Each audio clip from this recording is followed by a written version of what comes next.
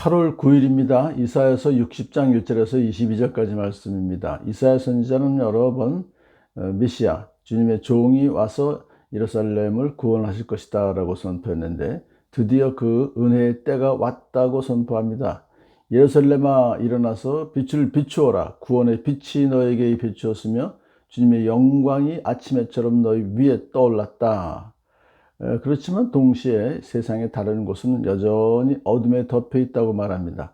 어둠이 땅을 덮으며 짙은 어둠이 민족들을 덮을 것이다. 그러나 예루살렘 위에만 주님께서 아침에처럼 떠오르시며 그의 영광이 예루살렘 위에 나타날 것이다.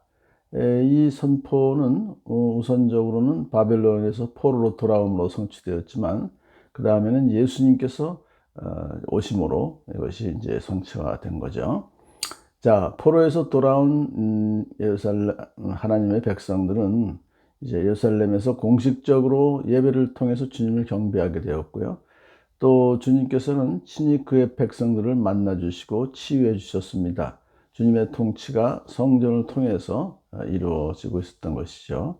이 현상은 이제 예수 그리스도께서 오신 후 지금까지 계속해서 교회를 통해서 이루어지고 있고, 앞으로 이제 완성될 것입니다.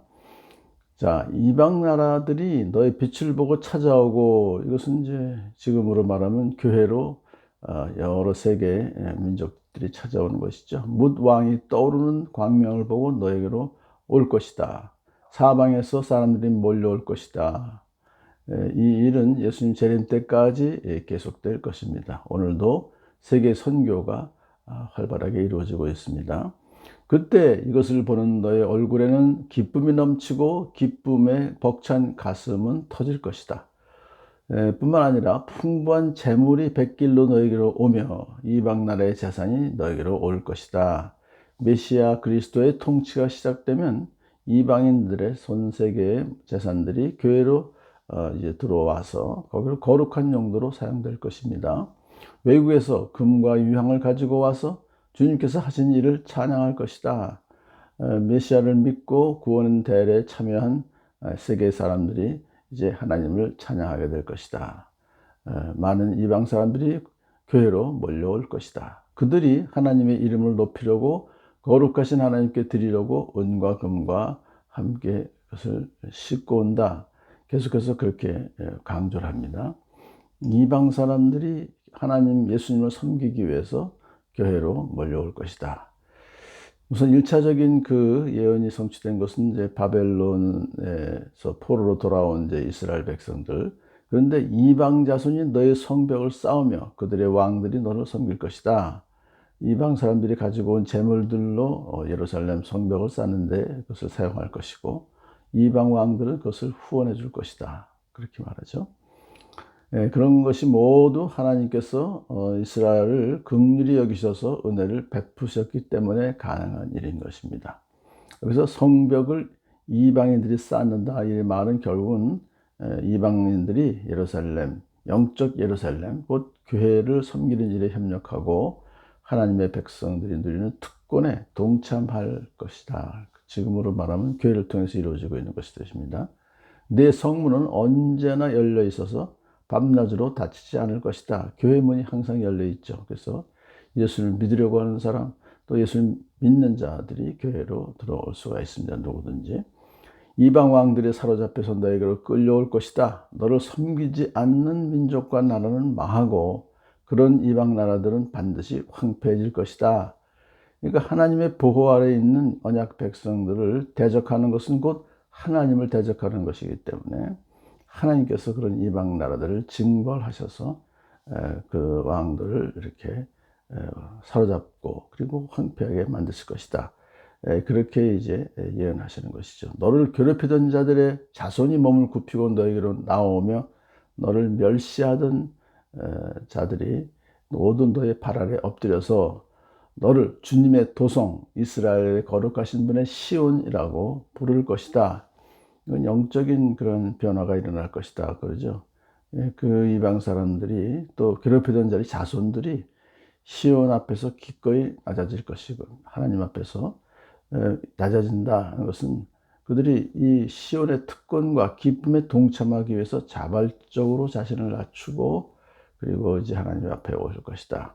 그래서 시온을 주님의 도성, 주님께서 임재하신 곳, 시온의 영광 그 자체의 것이 아니라 하나님의 영광이 반영된 것이죠. 그래서 하나님은 당신의 영광을 당신의 백성과 나누기를 기뻐하셔서 이제 시온의 도성이라고 그렇게 부를 것이고, 주님의 도성이라고 부를 것이고, 또 이스라엘의 거룩하신 분의 시온이다. 이것은 바로 교회의 머리 대신 예수 그리스도께서 임재하신 그런 교회를 또 여기서 말하고 있죠. 자, 거룩하신 하나님 영광이 이제 시온 교회에 넘칠 것이다라고 예언하신 것입니다. 하나님께서 이제 이스라엘 백성에게 또 말씀하십니다. 비록 내가 전에는 버림을 받고 미움을 받아서 너희 옆으로 오는 사람이 없었으나 이제는 내가 길이길이 너를 높이고 너를 오고 오는 세대 사람들에게 기쁨이 되게 하겠다. 그러니까 참 이제 믿음의 이스라엘 백성들을, 하나님의 백성들이 결국은 높임을 받을 것이다. 기쁨이 되게 하겠다 하셨어요. 내가 이방 나라들의 젖을 빨아 먹을 것이니 이것으로써 너는 나 주가 너의 구원자이며 속량자여 야곱의 전능자임을 알게 될 것이다. 그런 뜻이죠.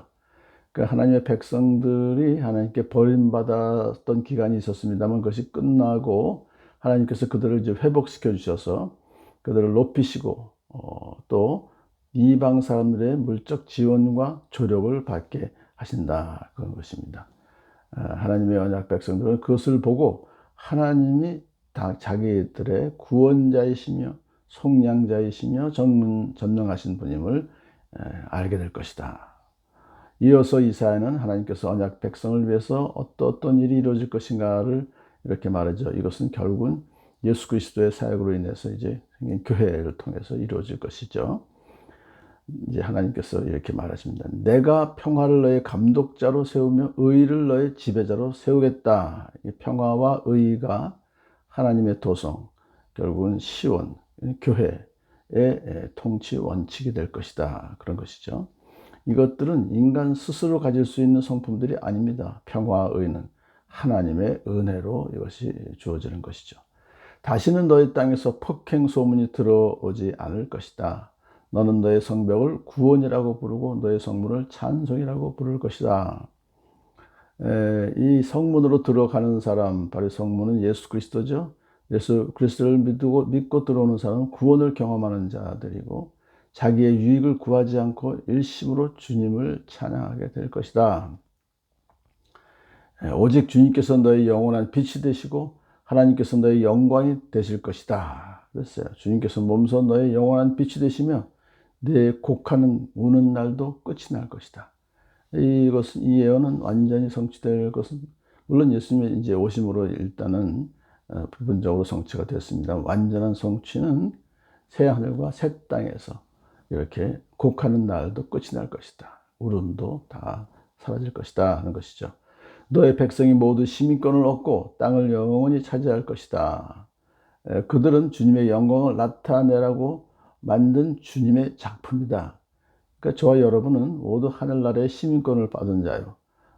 또 주님의 영광을 나타내라고 주님께서 우리를 만들어주신 주님의 걸작품이기 때문에 이제 우리는 하나님의 백성으로 영원히 존재하면서 하나님의 뜻을 이루는 영광스러운 그 직분을 가진 사람들인 것입니다. 그런데요, 그들 가운데서 가장 작은 이라도 한 족속의 조상이 될 것이며 가장 약한 이가 강한 나라를 이룰 것이다.